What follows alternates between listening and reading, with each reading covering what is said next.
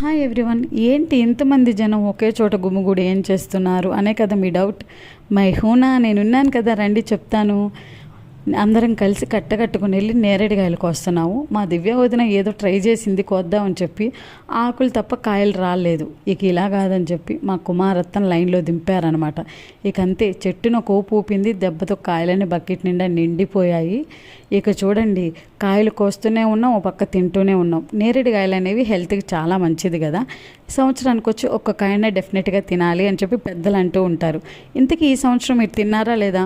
సరే, కామెంట్ సెక్షన్లో అయితే తెలియచేయండి. మేమైతే ఫుల్గా తిన్నాం అనమాట. అది చెట్టు కాయలు చక్కగా చాలా బాగున్నాయి.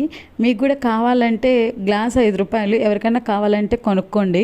సో మా అమ్మ అయితే మా అత్తమ్మ అమ్మ మీకు కూడా కాయలు అమ్ముతానంటుంది. ఎలా అమ్ముతుంది, ఎంతకు అమ్ముతుంది అనేది నెక్స్ట్ వీడియోలో పోస్ట్ చేస్తాను.